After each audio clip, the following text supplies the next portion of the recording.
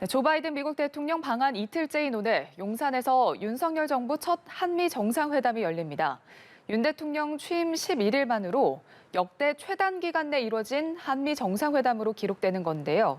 오후 정상회담이 열릴 대통령실 청사에 취재기자 나가 있습니다. 정주희 기자, 자세한 일정 소개해 주시죠.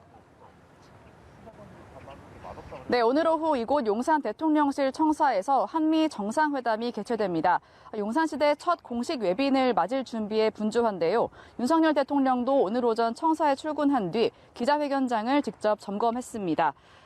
바이든 대통령은 국립현충원 헌화를 시작으로 방한 둘째 날 일정을 시작하는데 이후 이곳에 도착하는 시간은 오후 1시 20분쯤이 될 것으로 보입니다. 바이든 대통령이 청사 1층으로 입장하면서 환영 행사가 열릴 예정이고 윤석열 대통령이 영접을 한 뒤 기념 촬영을 하는 순서로 진행됩니다. 이후 두 정상은 5층으로 이동해 윤 대통령의 집무실에서 소인수 회담을 시작하는데요.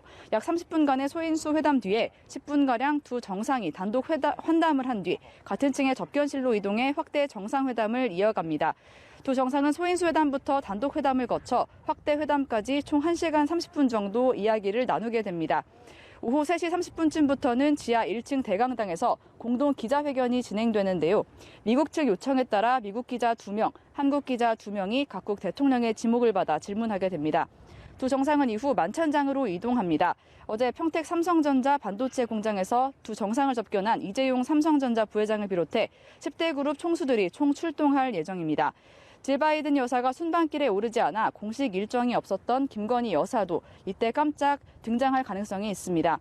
바이든 대통령은 내일 윤 대통령과 함께 오산 한국항공우주작전본부를 방문해 한미연합작전을 수행하는 장병들을 격려하며 2박 3일의 방한 일정을 마무리합니다. 네, 윤 대통령과 바이든 대통령의 회담 테이블 위에 오를 의제들이 최대 관심사인데요. 어떤 논의들이 오갈지도 짚어주시죠. 네, 양국 공통의 핵심 의제는 북한 도발에 대한 대응, 그리고 경제 안보 협력, 국제 이슈에 대한 협력입니다. 어제 양국 정상의 반도체 공장 시찰에서 엿볼 수 있었듯이 이번 회담의 최우선 과제는 경제 안보 협력과 기술 동맹이 꼽힙니다. 반도체와 전기차 배터리, 인공지능 AI와 같은 첨단 기술 연구 개발과 글로벌 공급망 체계에서 협력 관계를 구축하는 방안이 논의될 것으로 보입니다.